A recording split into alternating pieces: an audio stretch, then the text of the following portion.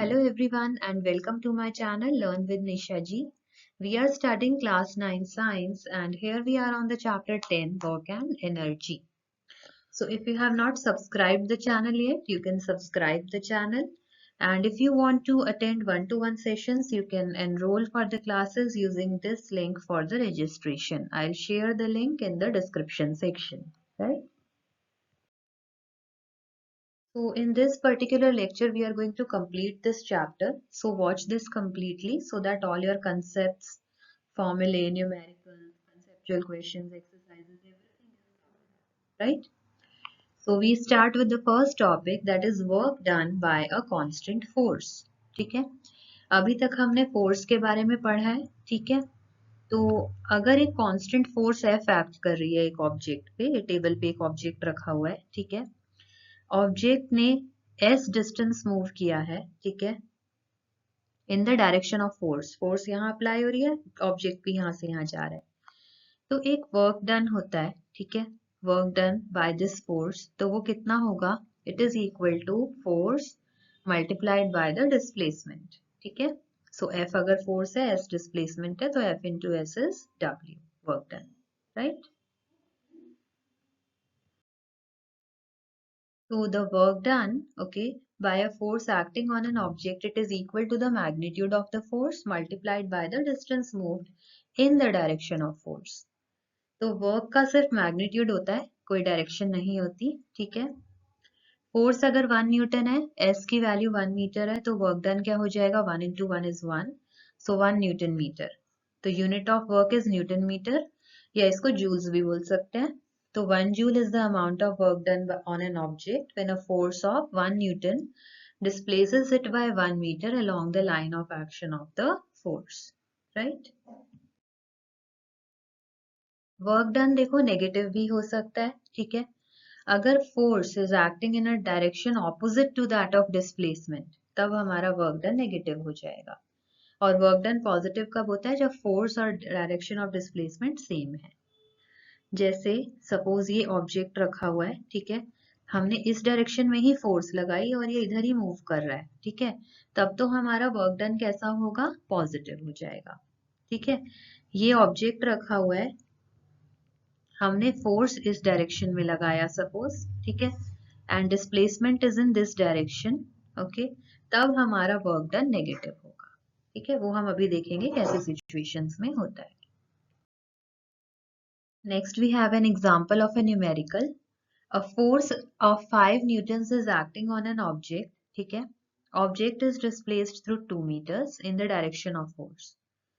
तो फोर्स कितना, इसमें वर्क डन कितना होगा by this force? It will be force 5 newton into displacement 2 meters. So that will be equal to 10 Newton meter or 10 joules, anything you can say, right? फिर एक numerical और है. A force of 7 newtons acts on an object, displacement है 8 meters in the direction of force. तो positive होगा work done. Okay, सो work done क्या हो जाएगा इस केस में? हमें वर्क डन निकालना है. So W work done will be equal to force into displacement. So force है हमारा 7 न्यूटन्स इनटू डिस्प्लेसमेंट है हमारी 8 मीटर्स. ठीक है, 7 8 का क्या होगा? 56. तो हमारी यूनिट क्या हो जाएगी? या तो न्यूटन मीटर लिख दो या फिर जूल्स लिख दो, एक ही बात है. ठीक है, so 56 joules is the answer. Next question is, a porter lifts a luggage of 15 kg from the ground and puts it on his head 1.5 meter above the ground. ठीक है, calculate the work done by him on the luggage. ठीक है, अब इस particular case में क्या है? Displacement कितनी है? 1.5 मीटर्स, मास इज 15 kg. तो फोर्स कितना होगा? Force is basically weight of the object, तो 15 into 10 metre per second square, M into जी होता है ना. तो फोर्स हो गया m इंटू जी और डिस्प्लेसमेंट हो गया 1.5, सबको मल्टीप्लाई किया तो 225 joules is the work done in this case. So here are some conceptual questions. When do we say that work is done? कब बोलते हैं? जब एक फोर्स एक्ट करती है एक ऑब्जेक्ट पे और उसमें उस फोर्स की वजह से कुछ डिस्प्लेसमेंट होती है in the direction of that force, okay, तब हम कहते हैं work is done by the force. Okay, expression for work done when force is acting on an object in a direction of its displacement, तो F into S is W. 1 joule of work को हमने अभी define किया था, that same you can use. Next is force is given 140 newtons. Okay, field is 15 meters long. ठीक है, work done निकालना है, तो वर्क डन कितना हो जाएगा? Work done is force into displacement. Force कितना है? 140. डिस्प्लेसमेंट कितना है? 15 मीटर्स. इसमें थोड़ा यूनिट्स का ध्यान रखना है, न्यूटन और मीटर्स में होने चाहिए, तब जूल्स में आएगा, right? So we can find it out, these many joules is the work done, right? Now let us study about energy. See, life is not possible without energy. Demand for energy is ever increasing. ठीक है, but ये energy आती कहाँ से है? Sun is the biggest natural source of energy to us. ठीक है, बहुत सारे जो हमारे एनर्जी सोर्सेज हैं वो सन से ही डिराइव होते हैं, right? We can also get energy from the nuclei of atoms, okay, interior of the earth, tides. तो ये सारे sources of energy हैं, ठीक है? तो energy possessed by an object is measured in terms of the capacity of doing work. ठीक है, तो जो यूनिट ऑफ एनर्जी है और वो ही यूनिट ऑफ वर्क है, दैट इज जूल्स. तो 1 joule energy it is the energy required to do 1 joule of work. ठीक है, कई बार हम किलो जूल्स भी यूज करते हैं. ठीक है, 1 किलो जूल होता है 1000 जूल्स के equal, right? Now we see the forms of energy. See, we live in a world where energy is present in many different forms. ठीक है, क्या क्या फॉर्म्स होते हैं? Mechanical energy. मैकेनिकल एनर्जी में आती है potential energy plus kinetic energy. ठीक है, हीट एनर्जी होती है, chemical energy, electrical energy, light energy, ये सब आप अपने अराउंड देख सकते हो forms of energy. Next we study kinetic energy. ठीक है, see, a moving object can do work. Okay, an object moving faster can do more work than an identical object moving relatively slow. ठीक है, जैसे एक moving bullet है, blowing wind, rotating wheel, speeding stone, all these can do a work. ठीक है, now how does a bullet pierce the target? How does the wind move the blades of a windmill? So objects in motion, they possess energy and this energy we call it kinetic energy. ठीक है, जैसे falling coconut है, speeding car, rolling stone, flying aircraft, flowing water, blowing wind, running athlete, all these possess kinetic energy. So in short, अगर हम कहें kinetic energy is the energy possessed by an object due to its motion. ठीक है, अगर किसी object की speed increase करती है तो उसकी काइनेटिक एनर्जी भी इंक्रीज करती है. ठीक है, तो how much energy is possessed by a moving body by virtue of its motion? So if we define kinetic energy of a body moving with a certain velocity is equal to the work done on it to make it acquire that velocity. ठीक है, उस velocity तक वो move करने लगे, उसके लिए जो work done है उसे ही हम kinetic energy बोलेंगे. So let us understand this in a better manner. ठीक है, इक्वेशन निकालते हैं काइनेटिक एनर्जी की. तो हमने एक ऑब्जेक्ट ले लिया मास m का, जो कि एक यूनिफॉर्म वेलोसिटी u से मूव कर रहा है. ठीक है, तो उसकी डिस्प्लेसमेंट लेट से s हो गई कांस्टेंट फोर्स f की वजह से, राइट? तो वर्क डन कितना हो जाएगा? fs. ओके, अब suppose work done on the object will like cause a change in its velocity, तो फाइनल वेलोसिटी v ले लो. A हो गई एक्सेलरेशन, तो you know v square minus U square is equal to 2as. तो s क्या हो जाएगा? v square minus U square by 2a, और f is equal to m में होता है. ठीक है, तो हम क्या करेंगे? w is equal to f into S है ना, तो m into a into S, s की वैल्यू सब्सटीट्यूट कर दी, a और a कैंसिल हो गया, so w is 1/2 m into v square minus U square. अब अगर हम मान के चले कि इनिशियल वेलोसिटी 0 थी ऑब्जेक्ट की, तो u 0 हो जाएगा, तो w किसके इक्वल हो जाएगा? Half mv square, right? So work done is equal to the change in the kinetic energy of the object. तो हमारा वर्क डन इस केस में हाफ mv स्क्वायर हो जाएगा. तो अगर एक ऑब्जेक्ट का मास है m and it is moving with a uniform velocity v, तो उसकी काइनेटिक एनर्जी कितनी हो जाएगी? Half mv square, right? So let us solve a small numerical using this. An object of mass 15 kg is moving with a uniform velocity of 4 meter per second. तो इसकी kinetic energy निकालनी है. we write half mv square, value substitute करेंगे तो 120 kilojoules is the kinetic energy. Here comes another example. What is the work to be done to increase the velocity of a car from 30 to 60 km per hour? ठीक है, if mass of the car is given. तो पहले तो हम इन velocities को metre पर second में convert करेंगे. कैसे? किलोमीटर को मीटर के लिए इंटू 1000 और आर को सेकेंड्स के लिए 3600 से. ठीक है, तो 1000 बाय 3600 करेंगे तो we get u and v. ठीक है, इनिशियल काइनेटिक एनर्जी निकालो, हाफ एम यू स्क्वायर हो जाएगी. Final kinetic energy half M we square हो जाएगी. वर्क डन क्या हो जाएगा? Change in kinetic energy. तो final minus initial, we get the result in joules. Right.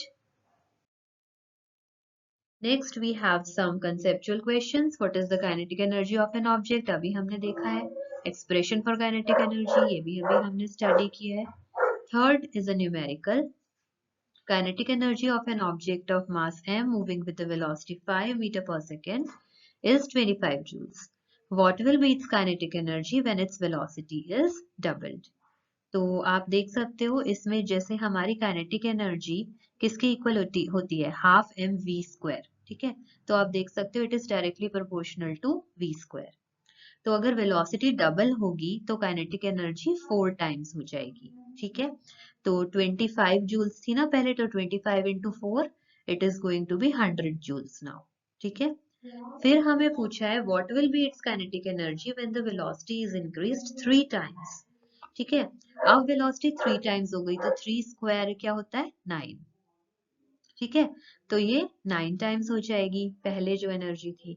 तो 25 इंटू 9 क्या हो जाएगा? 225 joules. Right.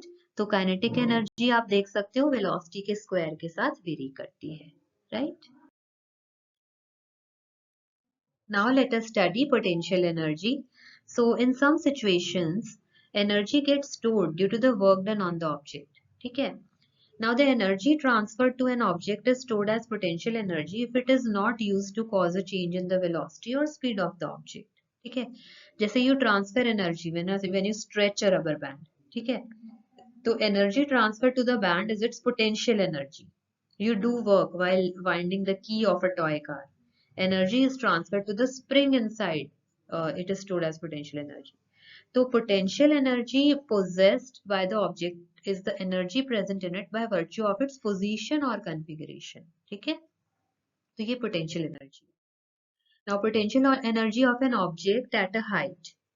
So an object increases its energy when raised through a height. जैसे जैसे height बढ़ेगी potential energy बढ़ेगी, क्योंकि work is done on it against gravity while it is being raised. ठीक है, energy present in such an object इसको बोलते हैं ग्रेविटेशनल पोटेंशियल एनर्जी. ठीक है, तो ये डिफाइन कैसे करते हैं हम? Work done in raising it from the ground to that point against gravity. ठीक है, तो potential energy of an object at a height it depends on the ground level और the zero level you choose. Okay, an object in a given position can have a certain potential energy with respect to one level and a different value of potential energy with respect to another level. जैसे अगर आपने ground level ये लिया तो यहाँ पे एक potential energy होगी, ग्राउंड लेवल चेंज कर दोगे तो पोटेंशियल एनर्जी भी चेंज हो जाएगी. Right. So now if an object of mass m is there और आप उसे h height से रेज करते हो from the ground, okay, तो इसमें आपका वर्क डन कितना हो जाएगा? Force into displacement that is mg into h. तो mgh जो होती है वो हमारी पोटेंशियल एनर्जी होती है इस केस में, क्योंकि it is equal to the work done in moving the object through a height h. Right. Next is the case like work done by gravity. ये सिर्फ इनिशियल और फाइनल पोजीशंस पे ही depend करता है, पाथ पे depend नहीं करता. जैसे अगर आप ऐसे ए से बी एक ऑब्जेक्ट को ऐसे लेके जाओ या इस पाथ से लेके जाओ, ठीक है, हाइट तो h ही रीच कर रहा है ना, तो दोनों ही केसेस में पोटेंशियल एनर्जी या वर्क डन हमारा mgh के इक्वल ही होगा, पाथ पे डिपेंडेंट नहीं है. Right. Next comes the numerical. Find the energy possessed by an object of mass 10 kg when it is at a height of 6 meters from the ground. ठीक है, g की value given है. तो क्या होती है इस केस में? Potential energy mgh. You substitute the values. So 588 joules is the answer. Next, object is of mass 12 kg, ठीक है, at a certain height above the ground, potential energy given है, हाइट निकालनी है। तो potential energy is equal to mgh होता है, m और g की वैल्यू डाल दो आप, h हमें पता करना है, तो h comes out as 4 meters. Next very very important topic, this is law of conservation of energy, ठीक है। सी, जब भी एनर्जी ट्रांसफॉर्म होती है, चेंज होती है, तो टोटल एनर्जी रिमेन्स अनचेंज्ड, ये है हमारा law of conservation of energy. So energy बस कन्वर्ट होती है वन फॉर्म टू अदर में, it can neither be created nor be destroyed.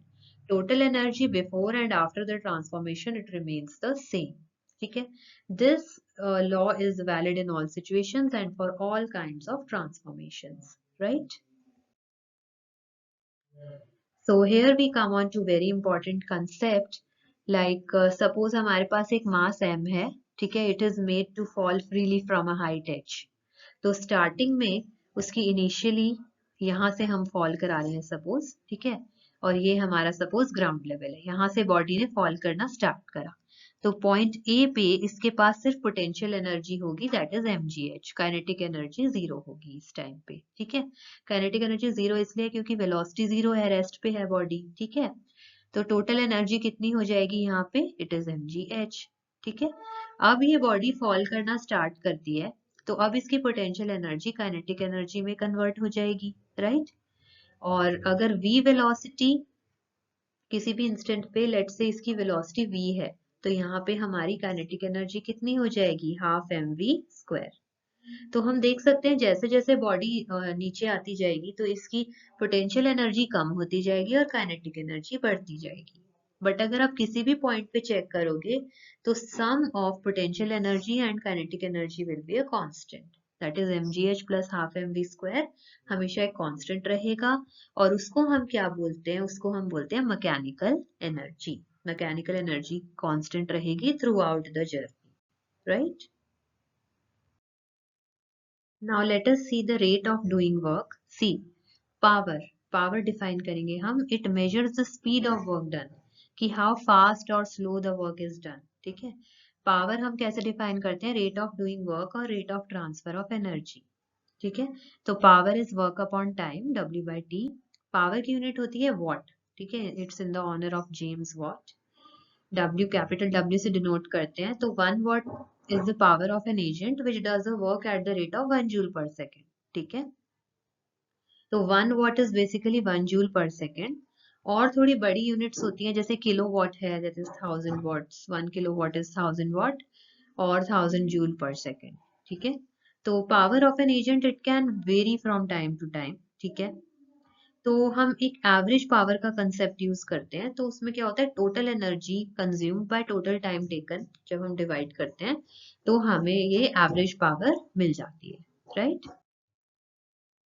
Let us see an example here. So two girls, each of weight 400 newtons, climb up a rope through a height of 8 meters. We name one of the girls as A and other as B. तो A ने कितना time लिया, 20 seconds, और B ने लिया 50 seconds। तो हमें power दोनों के लिए निकालनी है, ठीक है। तो दोनों के ही केसेस में वर्क डन कितना हो जाएगा, mgh। तो mg is given to you as 400 newtons और हाइट भी गिवन है, हाइट कितनी गिवन है, 8 meters। So 400 into 8 is going to give you the value of mgh। पर पहले केस में टाइम हो जाएगा 20 seconds और सेकंड केस में 50 seconds। So mgh by t that is work done by time आपको पावर दे देगा, तो दोनों केसेस में पावर इस तरह से वॉट में आ जाएगी, right. Here is example 8. So a boy of mass 50 kg runs up a staircase of 45 steps in 9 seconds. Height of each step is 15 centimeter. Find his power. Right? Very good question. See, जैसे stairs हैं, ठीक है, तो हर step की height हमें कितनी given है, हर step की हाइट है 15 सेंटीमीटर्स, ठीक है। तो स्टेप्स कितने हैं, 45, तो 15 सेंटीमीटर इंटू 45 हमारी टोटल हाइट ऑफ स्टेयरकेस हो जाएगी, ठीक है। तो इसी तरह हम फाइंड आउट कर रहे हैं, 45 इंटू 15 ये मीटर्स में कन्वर्ट करना है, तो अपॉन 100 कर देंगे, तो हाइट आ जाएगी 6.75। इस तरह मास गिवन है, mg फाइंड आउट कर लेंगे, g की वैल्यू 10, 500 न्यूटन। सो mgh जो है आपको वर्क डन दे देगा, अपॉन टाइम गिवन है 9 seconds. So value of power is 375 watts, right? So here are some conceptual questions. What is power? अभी हमने देखा है. Define 1 watt of power. We have seen this just now. Third is a numerical. Let's solve. A lamp consumes 1000 joules of electrical energy in 10 seconds. What is the power? ठीक है, energy. So this is energy or work done upon time. ठीक है, 1000 joules upon 10. So it power कितनी हो जाएगी? 100 watts, right? So 100 watts is the answer. Next question is define average power. ये भी अभी हमने देखा था. Very simple. Here is a summary of the chapter. So we can study all the points. Work done on an object is defined as the magnitude of the force multiplied by the distance moved by the object in the direction of applied force. So the unit of work is joules. 1 joule is 1 Newton into 1 meter. Work done on an object by a force will be 0 if displacement of the object is 0. ठीक है? An object having capability to do work is said to possess energy, and energy और work की unit same होती है. An object in motion possesses kinetic energy. ठीक है? क्या होगी ये? Half mv square. Energy possessed due to position or shape will be potential energy. तो gravitational potential energy कितनी होती है? mgh. फिर है हमारा law of conservation of energy, which says energy can only be transformed from one form to another. It cannot be created or destroyed. Before and after transformation, a total energy will remain constant. ठीक है? Energy various forms में होती है, जैसे kinetic, potential, heat, chemical energy. ठीक है? सम of kinetic energy और potential energy को हम क्या बोलते हैं? Mechanical energy.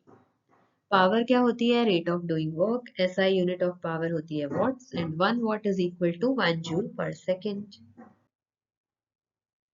So here are some exercises. Okay, all the back exercises of NCERT we are going to solve here. The first question हम देखते हैं. It says look at the activities listed below. Okay, reason out whether or not work is done in the light of your understanding of the term work. ठीक है? So first is Suma is swimming in a pond. तो yes, work is done. ठीक है? इसमें work done होगा. Why? Because she applies force and moves in the direction of the force. ठीक है? Second is a donkey carrying a load. No, इसमें work done नहीं होगा. ठीक है? क्योंकि force upward है और displacement horizontal है. ठीक है? तो perpendicular direction में work done नहीं होता. Third is windmill lifting water from a well. Yes, इसमें होगा work done क्योंकि windmill force apply कर रही है और water को lift कर रही है upwards. Then green plant photosynthesis, इसमें work done नहीं होगा. ठीक है? No macroscopic displacement is seen due to force. Then engine pulling a train. Yes, इसमें work done होगा क्योंकि direction of displacement में force apply कर रहे हैं. Then food grains drying in the sun. नहीं, इसमें कोई work done नहीं होगा. No displacement is there. Then sailboat moving due to wind energy. हाँ, इसमें work done होगा क्योंकि इसमें wind apply कर रही है force which is causing a displacement. Right? Second question is an object thrown at a certain angle to the ground moves in a curved path and falls back to the ground. ठीक है? Initial or final points of the path of the object lie on the same horizontal line. Okay. What is the work done by the force of gravity on the object? ठीक है? अब इस case में क्या हुआ है हमारा? इस टाइप से कुछ ऑब्जेक्ट मूव कर रहा है. ठीक है? सर्टेन एंगल पे हमने थ्रो करा और वो वापस आ गया यहाँ पे. ठीक है? ग्राउंड लेवल पे. तो वो वर्टिकली जो इसके इनिशियल पोजीशन है और फाइनल पोजीशन है वो तो चेंज नहीं हुई. ठीक है? पहले भी 0 थी हाइट, अब भी 0 है. तो इस केस में work done by force of gravity 0 हो जाएगा. ठीक है? क्योंकि हमारा इसमें इनिशियल और फाइनल हाइट सेम है. Right? So now let us see the third question. A battery lights a bulb. Okay, describe the energy changes involved in the process. तो बैटरी में देखो केमिकल एनर्जी होती है. ठीक है? केमिकल एनर्जी कन्वर्ट हो रही है इधर इलेक्ट्रिकल एनर्जी में, और फिर इलेक्ट्रिकल एनर्जी कन्वर्ट हो रही है हीट एंड लाइट एनर्जी में, जो कि हमें बल्ब में नजर आती है. Right? Fourth question is certain force acts on 20 kg mass and changes the velocity from 5 meter per second to 2 meter per second. तो calculate the work done by the force. तो बेसिकली वेलोसिटी चेंज है. ठीक है? Kinetic energy में कितना change आएगा? Half m into you can write down like what is the final velocity? Final velocity is 2 meter per second, half mv square minus u square. ठीक है, तो ये हमारा एनर्जी में चेंज आ जाएगा basically, right. And if we substitute the values, mass कितना put होगा? Mass is 20. Okay. v final velocity है 2. ठीक है, ये वैल्यू पुट करेंगे. और इनिशियल वेलोसिटी u हमारी 5 है. ये वैल्यू सब्स्टिट्यूट करेंगे तो क्या आ जाएगा? Basically it is minus 210 joules. ठीक है, तो बेसिकली हमारा जो चेंज इन काइनेटिक एनर्जी है वो 210 जूल्स आ जाएगा. So work done by the force will be 210 joules, right. और नेगेटिव वर्क है, इसका मतलब फोर्स जो लग रहा है वो मोशन के अगेंस्ट लग रहा है, तभी तो हमारी वेलोसिटी डिक्रीज कर रही है, right. So this is the answer. Next is the fifth question. A mass of 10 kg, ठीक है, is at a point A on a table. It is moved to a point B. Line joining A and B is horizontal. So what is the work done on the object by gravitational force? तो gravitational force तो इस case में zero work ही करेगा. Why? क्योंकि जो हमारा gravitational force है वो downwards act करता है और movement कैसे है? Horizontal direction में. ठीक है, तो work done by gravity is zero. Perpendicular directions हो गई, right? Sixth question is potential energy of a freely falling object decreases progressively. So does this violate the law of conservation of energy? No, law तो violate नहीं हो रहा क्योंकि potential energy जो decrease हो रही है वो convert हो रही है kinetic energy में, तो total energy constant रह रही है ना, right? Seventh question is what are the various energy transformations that occur when you are riding a bicycle? तो पहले you eat food, उसकी वजह से you have chemical energy, which is converted to muscular energy, which is converted to mechanical energy while you are pedaling the bicycle. इसकी वजह से heat energy produce होती है due to friction and body heat. ठीक है, so these are the energy transformations. Eighth question is, does the transfer of energy take place when you push a huge rock with all your might and fail to move it? No, इसमें energy transfer नहीं होगी क्योंकि displacement ही नहीं हुआ, आप move नहीं कर पाए. ठीक है. Where is the energy you spent going? तो that energy is converted into internal energy. ठीक है, so heat in muscles and exhaustion which you feel, वहां ये एनर्जी जाती है, right. So next is the ninth question.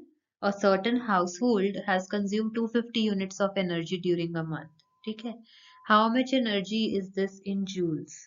ठीक है, सी जो हाउस होल्ड्स में हमारी यूनिट ऑफ एनर्जी होती है, 1 unit of energy house hold में होती है 1 किलोवाट आवर. ठीक है, this is very important. 1 kilowatt hour होती है वो जो एनर्जी होती है. ठीक है, और 1 किलोवाट आवर में कितने जूल्स होते हैं? 3.6 into 10 raise to the power 6. ठीक है, 3.6 into 10 raise to the power 6 joules होते हैं 1 किलोवाट आवर के अंदर. ठीक है, तो हमें बेसिकली कितनी यूनिट्स गिवन है? 250 यूनिट्स आर गिवन. तो आप इस पर्टिकुलर नंबर को 250 से जब मल्टीप्लाई करोगे तो आपको जूल्स में आंसर मिलेगा. ठीक है, दैट इज द एनर्जी. तो कितने जूल्स आ जाएगा? This is going to come as 9 into 10 raise to the power 8 joules. ठीक है, so this is the energy which we had to find in the unit of joules. So you have to remember 1 unit क्या होता है house hold energy में? 1 kilowatt hour, और वो कितने joules के इक्वल होता है? 3.6 into 10 raise to the power 6 joules, right. So next comes the question number 10. ये न्यूमेरिकल है. 10th क्वेश्चन में क्या पूछा है? An object of mass 40 kg is raised to a height of 5 metre above the ground. ठीक है, what is its potential energy? Very simple, potential energy किसके equal होती है? It is equal to mgh. ठीक है, मास कितना गिवन है इस केस में? 40 kg. g की वैल्यू आप ले लो approximately 10 metre per second square. ठीक है, और हाइट कितनी रीच करी है? 5 metres, right. So 400 into 5 it is going to be 2000 joules. Potential energy की यूनिट क्या होती है? Joules, right. Next is if the object is allowed to fall, okay, find its kinetic energy when it is halfway down. ठीक है, मतलब क्या है? अभी हाइट है 5 मीटर्स, फिर हाइट क्या हो जाएगी? 2.5 मीटर्स. ठीक है। तो 2.5 मीटर्स की हाइट पे हमारी काइनेटिक एनर्जी कितनी होगी? तो 2.5 पे हम पोटेंशियल एनर्जी निकाल लेते हैं। ठीक है, पोटेंशियल एनर्जी कितनी होगी? mgh, फिर से 40 into 10 into 2.5, so this is going to be equal to 1000 joules। ठीक है, तो आपने देखा था, हमने जब कंजर्वेशन ऑफ एनर्जी देखा था, तो टॉप पे सारी एनर्जी पोटेंशियल एनर्जी है, लोअर मोस्ट पॉइंट पे सारी एनर्जी काइनेटिक एनर्जी है। ठीक है, और मिड वे में दोनों का सम कांस्टेंट रहता है। ठीक है, तो यहाँ पे potential energy plus kinetic energy कितनी थी? 2000 जूल्स। ठीक है, क्योंकि टोटली सारी एनर्जी पोटेंशियल एनर्जी ही है। यहाँ पे हमारी पोटेंशियल एनर्जी है 1000 जूल्स, बट टोटल 2000 ही रहना चाहिए, तो काइनेटिक एनर्जी कितनी हो जाएगी? वो भी 1000 जूल्स ही हो जाएगी, राइट।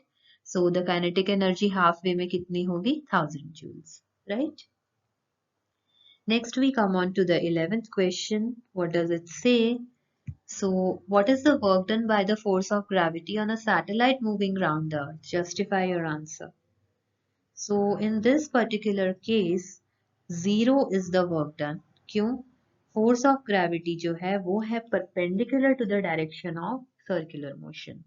जैसे अगर हम एक डायग्राम के थ्रू इसे समझने की कोशिश करें, so if this is the diagram, ठीक है, फोर्स ऑफ ग्रेविटी तो ऐसे एक्ट कर रहा है और मूवमेंट इस तरह से है, तो परपेंडिकुलर हो जाते हैं जब, तो वर्क डन 0 हो जाता है, right. Next is the 12th question. Can there be displacement of an object in the absence of any force acting on it? क्या ऐसा हो सकता है? Yes, an object in uniform motion continues moving in a straight line even if no force is acting on it, right? So this is possible, right? Next is the 13th question. It says a person holds a bundle of hay over his head for 30 minutes and gets tired. Has he done any work? No, no work is done क्योंकि displacement तो हुई नहीं in the direction of applied force, right? So here comes the 14th question. An electric heater is rated 1500 watts. Okay, how much energy does it use in 10 hours? Very good question. Energy किसके equal होगी? Energy will be equal to power into time, क्योंकि हमने देखा था power क्या था? Work done upon time, और work done energy के इक्वल होता है। ठीक है, तो power into time will give you energy. All right, so ये जो हमारी एनर्जी आएगी that will be 1500 watts, okay, into 10, तो वॉट आवर्स में आएगी ये। ठीक है, तो basically 15, you can write it down as 15 kilowatt hour also, क्योंकि 15,000 watt hour is 15 kilowatt hour। ठीक है, और किलोवाट आवर को जूल्स में आपको कन्वर्ट करना आता ही है, अभी हमने देखा था 3.6 उस फैक्टर से हम इसको मल्टीप्लाई करेंगे, तो जो हमारी बेसिकली एनर्जी आ जाएगी that will B final value will be 5.4 into 10 raised to the power 7 joules। ठीक है, तो इस तरह से हम किलोवाट आवर को जूल्स में कन्वर्ट कर सकते हैं, या आप ऐसे भी छोड़ सकते हो क्योंकि इसमें ऐसा गिवन नहीं है कि जूल्स में ही उसको शो करना है। Next is the question number 15. So let us understand like what the question says. Illustrate the law of conservation of energy by discussing the energy changes which occur when we draw a pendulum bob from one side and allow it to oscillate. Okay. Why does the bob eventually come to rest? What happens to its energy eventually? Is it a violation of law of conservation of energy? ये सब हमें देखना है। ठीक है, होता क्या है? पेंडुलम, पेंडुलम आप सभी ने देखा होगा। See string is tied like this, ठीक है, and a bob is held like this, तो ये इस तरह से मूव करता है। ठीक है, left and right to and fro motion रहता है और स्लोली ये रेस्ट पे आ जाता है। ठीक है, तो when the pendulum bob is pulled to one side, अगर इधर हम मूव करेंगे तो इसकी पोटेंशियल एनर्जी इंक्रीज करेगी, जब हम इसको रिलीज करेंगे और ये यहाँ आएगा तो इसकी काइनेटिक एनर्जी इंक्रीज करती जाएगी। ठीक है, लोएस्ट पॉइंट पे यहाँ पर potential energy like all the potential energy converts to kinetic energy, तो यहाँ मैक्सिमम स्पीड होती है सेंटर पे। ठीक है, फिर क्या होता है, ये वापस अब इस साइड जाएगा, तो अब काइनेटिक एनर्जी कन्वर्ट हुई है पोटेंशियल एनर्जी में। ठीक है, और जब वापस आएगा फिर पोटेंशियल एनर्जी काइनेटिक एनर्जी में कन्वर्ट हो जाएगी। ठीक है, तो ये प्रोसेस चलता जाता है, तो ये हमें law of conservation of energy में एक्सप्लेन करने में हेल्प करता है। अब बॉब स्टॉप क्यों करेगा? क्योंकि देखो एयर रेजिस्टेंस होती है और फ्रिक्शन होता है, ठीक है, पाइवट का यहाँ पे, तो एनर्जी हीट और साउंड के फॉर्म में थोड़ी लॉस हो जाती है, that's why this energy is dissipated into the surroundings but total energy remains conserved in a different form. Okay, law of conservation of energy violate नहीं हो रहा क्योंकि energy loss नहीं हो रहा, it's being converted into heat and sound energy, right? Next is the 16th question. An object of mass m is moving with a constant velocity v. तो how much work should be done on the object to stop it? ठीक है, bring it to rest. कितना हो जाएगा? 1/2 mv square. Half mv square अगर आप लगाओगे तो वो रेस्ट पे आ जाएगा, right? Next is the 17th question. What it says, calculate the work required to be done to stop a car of 1500 kg moving at a velocity of 60 km per hour. ठीक है, तो इसमें क्या हो जाएगा हमारा? Work done will B 1/2 mv square, ठीक है, 1/2 m इंटू वी स्क्वायर। अब इसमें प्रॉब्लम क्या है, जो वेलोसिटी है वो किलोमीटर पर आवर में गिवन है, तो इसको हम मीटर पर सेकंड में कन्वर्ट करेंगे। ठीक है, किलोमीटर को मीटर में कैसे करते हैं? इंटू 1000, और आवर्स को सेकंड्स में कैसे करते हैं? 3600। तो यहाँ से हमारी वेलोसिटी आ जाएगी इन मीटर पर सेकंड। वैल्यू रख देंगे मास की 1500 kg और वेलोसिटी की यहाँ से जो वैल्यू आएगी। ठीक है, आपका जो फाइनल आंसर आएगा वर्क रिक्वायर्ड, ठीक है, वर्क रिक्वायर्ड की जो हमारी वैल्यू आएगी that is going to be 208,333, ठीक है, 208,333.3, और ये किस यूनिट में होगा? It will be in the unit of joules, right? Now let us see the 18th question. In each of the following, a force F acting on an object of mass m, ठीक है, direction of displacement is from west to east, ठीक है, ये displacement की direction है, shown by the longer arrow, ठीक है। Observe the diagrams carefully and state whether work done is positive, negative or zero. तो आप देख सकते हो फर्स्ट केस में फोर्स और डिस्प्लेसमेंट की डायरेक्शन परपेंडिकुलर है, तो वर्क डन क्या हो जाएगा? 0, ठीक है। सेकेंड केस में फोर्स और डिस्प्लेसमेंट सेम डायरेक्शन में है, तो वर्क डन क्या हो जाएगा? पॉजिटिव। थर्ड केस में फोर्स और डिस्प्लेसमेंट ऑपोजिट डायरेक्शंस में है, तो work done will B negative. बहुत अच्छा क्वेश्चन है, वेरी कंसेप्चुअल, ठीक है। Next is the 19th question. So let us see what it says. Sony says that the acceleration of an object could be 0 even when several forces are acting on it. So do you agree? Why or why not? Yes, we can agree. Okay. Because see, forces अगर balanced हैं तो net force 0 हो जाएगा, और net force 0 है तो acceleration भी 0 होगा। तो acceleration 0 हो सकता है और काफी सारी forces act कर रही हूँ तब भी। ओके, जैसे कि एग्जांपल ले लेते हैं, a book on a table has gravity acting downward, normal force upward, but उसका कोई motion तो नहीं है ना, right? Car moving with a constant velocity, it has equal driving and frictional forces, ठीक है, तो acceleration 0 है, can be there, okay? 20th is find the energy in joules consumed by 10 hours of 4 devices of power 500 watt each, ठीक है। तो क्या हो जाएगा इस केस में? हमारा पावर इंटू टाइम, एनर्जी क्या हो जाएगा? Power into time, power will be 500 into 4 क्योंकि 4 डिवाइसेस हैं, ठीक है, ये हमारी पावर हो गई, into time, time is given as 10 hours, ठीक है। So this is going to be 20 kilowatt hour, ठीक है, 20,000 वाट आवर होगा ना, तो आप इसको कन्वर्ट करोगे तो 20 किलोवाट आवर, और हम इसको जूल्स में कन्वर्ट करने के लिए किस फैक्टर से मल्टीप्लाई करते हैं? अभी हमने देखा था 3.6 into 10 raise to the power 6, तो ये जूल्स में कन्वर्ट हो जाएगा। तो जो फाइनल आंसर आएगा इस केस में that will be 7.2 into 10 raise to the power 7 joules. अब इसमें पर्टिकुलर जूल्स में पूछा है, तो आंसर को आपको जूल्स में ही कन्वर्ट करके देना होगा, right? Last question, it says a freely falling object eventually stops on reaching the ground. What happens to its kinetic energy? तो जब ये ऑब्जेक्ट हिट करता है ग्राउंड पे, काइनेटिक एनर्जी कन्वर्ट हो जाएगी हीट एनर्जी में इम्पैक्ट की वजह से, साउंड एनर्जी में नॉइस प्रोड्यूस होता है, अगर डिफॉर्मेशन एनर्जी में अगर ऑब्जेक्ट या ग्राउंड कुछ भी डिफॉर्म होता है, ठीक है, एनर्जी लॉस्ट नहीं होती, it is just transformed into different forms, so that is the case. Okay, so this completes the chapter. I hope the concepts are clear. Still अगर आपको कोई problem है, you can post it in the comment section. And do not forget to subscribe the channel Learn with Nisha ji and stay tuned for more updates. Thanks for watching the video.